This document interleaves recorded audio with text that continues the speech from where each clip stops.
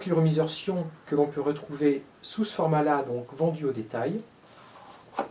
Donc qui comprend, hop, donc un cliromiseur de 3,5 ml, ainsi que un verre de rechange, comme ceci, un Pyrex de rechange, et également une résistance de rechange de 0,5 ohms, que l'on va remettre en place, et un drip tip, un deuxième drip tip, que vous voyez là, de rechange.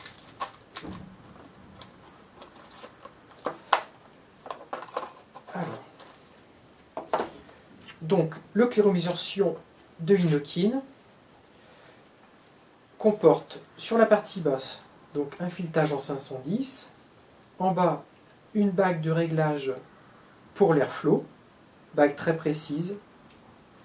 Ensuite nous avons la partie réservoir donc de 3,5 ml, muni d'une très grosse résistance. C'est un produit pour gros vapoteurs qui dégage vraiment un gros volume de vapeur. Donc celle qui est montée en ce moment, c'est une triple résistance, une triple coil. Voilà. Donc c'est une 0,5 ohm Cantal qui est préconisée pour une puissance de 70 à 110 watts, donc qui exploite la totalité du potentiel de la batterie. Alors on va commencer à s'en occuper. Donc vous avez sur la partie haute le drip tip. Alors à faire attention, pour le remplissage, pour le drip tip en fait, on dévisse la partie drip tip simplement et non pas le top cap. Ça fait office des deux.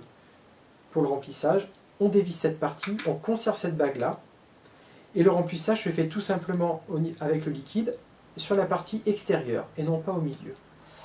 D'accord? Donc là on va le démonter entièrement. Donc on peut enlever la bague d'airflow pour dévisser et pour démonter. Donc nous on va s'en servir pour dévisser, pour faire un changement de résistance. Donc on tient le bas, le haut, on dévisse comme ceci. Là c'est la partie basse qui se défait. On dévisse la résistance qui est prise sur la partie basse. On peut tout démonter de toute façon.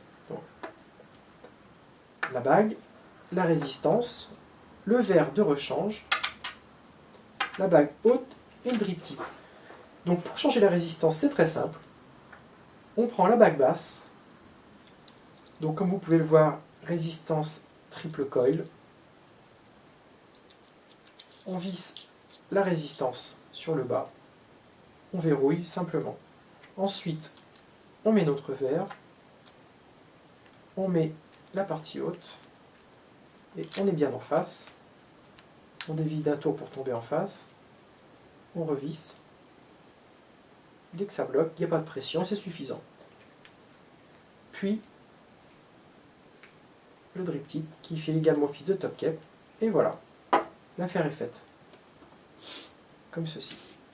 Donc, nous allons procéder au remplissage de ce cliromiseur. Donc, je dévisse mon liquide. Alors là, j'ai des grosses lumières de contact au niveau du coton, donc je remplis généreusement. 3,5 ml, ça fait un peu de volume. Donc on va imbiber généreusement. Voilà. Le max, il est facile à déterminer, et c'est qu'il ne faut pas remonter plus haut que la partie Pyrex, tout simplement. On est bien vissé. Je revisse le drip tip. C'est prêt à fonctionner. Ma bague d'airflow, voilà. Je vais l'ouvrir à moitié, ça fait déjà un bon tirage. C'est une première partie. Mon cliromiseur Sion est prêt à fonctionner.